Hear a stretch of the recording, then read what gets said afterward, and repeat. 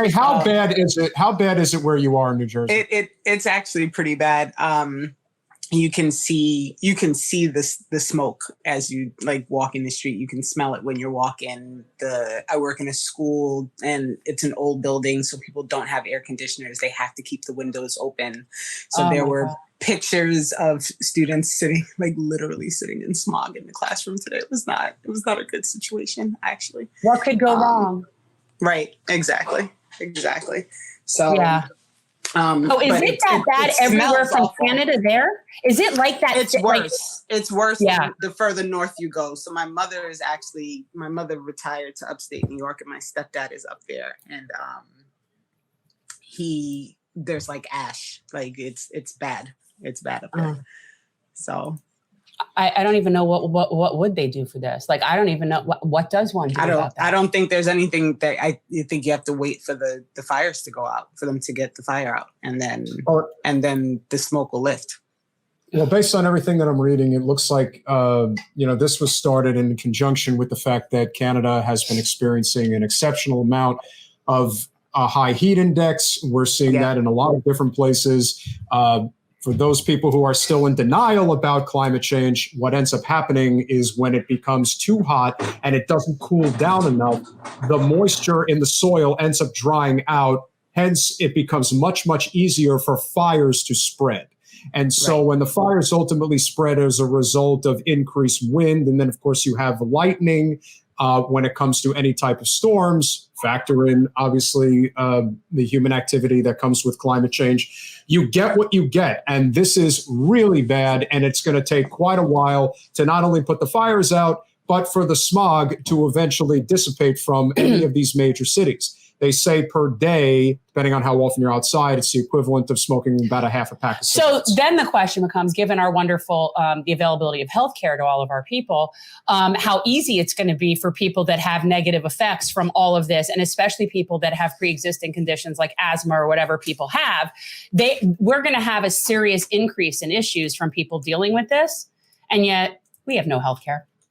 We have no. You're asking for too much. I know, I'm being greedy. But I got a better idea. Why don't we give you the Mountain Valley Pipeline? That, I think, is a great idea. That's exactly what we need. All right. So, Zaina, that's going right near you, right? Like, I mean, what's that? I first of all, and I said this the other day, for the life of me, I do not understand how something like that is related to the debt ceiling. And it isn't. And how we know that, we'll just shove that in there because they're desperate enough to pass whatever we're going to pass. So we'll just shove in something nobody wants. Clearly, right. But it's so illogical. It has nothing to do with anything. It's definitely going to break. I mean, talk about like what you're hearing over there from people. I mean, there's got to be people very concerned about this. There's, we haven't seen it yet. So we're not really sure what it's going to look like, when it reaches here. There are people that are concerned. We've had fires and smoke before in our area. It's been a few years. I mean, that happened years ago, but nothing quite of this magnitude in a long time, and nothing quite like this, where it's coming all the way from Canada down. It's really unclear what's going to happen. I'm sure that similar to what it is in New York, and all over this country, there's people with emphysema, asthma. There's people that are still, dealing with long COVID and having lung issues. So that, I mean, just for me, and I've seen medical experts, tweeting about it, telling people wear masks, try to ventilate, stay indoors. I worry about having facilities and structures in place to help people. That's the thing. Kinds of health problems. Yeah. Let's talk about the majority of them don't even have healthcare. So that right there is a problem. But I was talking more about the pipeline through where you are. Like, I know how much negative attention it's getting from obviously our side of things, right? Like, but what are people who live there? Like, I know there's also a contingency of people that like it for the job prospects, or at least they're sold that line, right? Like that's a good Some thing. people are, but we've had enough pollution and destruction and mountaintop removal, and people have been demanding jobs outside of the coal and energy sector for so long that actually most West Virginians and Kentuckians have been fighting against the Mountain Valley Pipeline. And in fact, won many cases.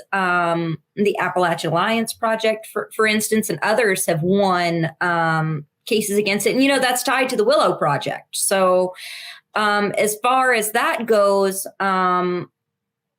what Biden has done is actually essentially kind of roll back everything that we've been fighting against, and that those activists have been working so hard to prevent. I mean, some of the things that they were able to stall it with was the Clean Water Act, clean water ordinances in their districts, their counties, their regions, but it looks like now it's going to roll forward despite those holdups. It's going to be a disaster. Hear me now, quote me later. It's going to be disaster. It's going to be an absolute disaster. It's already poisoned from coal. It's already poisoned from fracking and runoff. Yeah, we already have some of the worst water in the country, and a lot of people rely on well water. What's this going to do to those people? Basically, to me, this is like a genocide. This is environmental genocide, and the poor people, like people in Appalachia, are always the people that get it first. Mm-hmm. But yeah, because this wouldn't be running through a wealthy area. The wealthy people wouldn't tolerate that. So if this is going through, it's going through the poor people's area. And I do think that this is becoming a lot more to the surface now because of the fact that Biden is a very vulnerable incumbent president, probably as vulnerable as an incumbent president has been since Jimmy Carter. In that he can't win again. And they're going to, I don't know what they're, trying to sell at this point, but he's really, he has so much an opportunity as commander-in-chief to really deal with this from an executive authority position.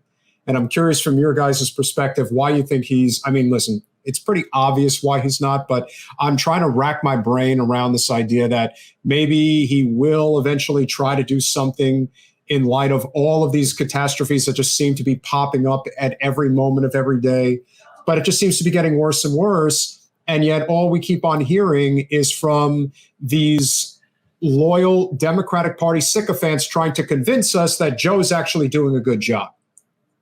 And they're showing us these things that have absolutely no bearing whatsoever on what the average day-to-day person has to deal with.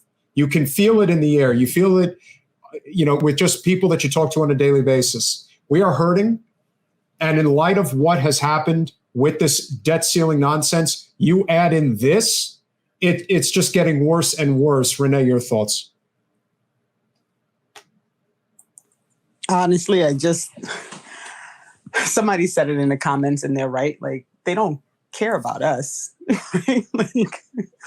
They don't care if we're choking. They don't care if we're dying. They don't care if they're polluting the water and the air and the ground.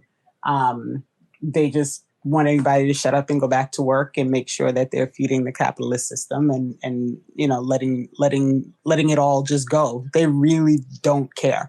And it's a little absurd when you think about how did all these companies and corporations and how do they think they're going to function when they kill off all the workers and all the people that are buying this stuff?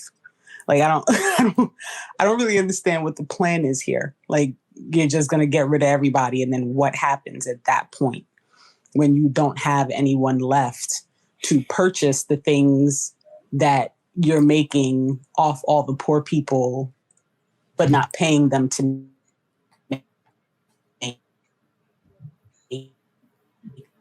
something happened off all the people. You're also going to have anybody to take care of. You don't have anybody to buy from. You don't have it. It just doesn't make any sense. Thanks for watching. If you want to support our mission to transform politics into service, please like this video, subscribe, follow us on social media, and consider joining our Patreon, where you'll get early access to our interviews as well as other exclusive content. Links are in the description. Peace out.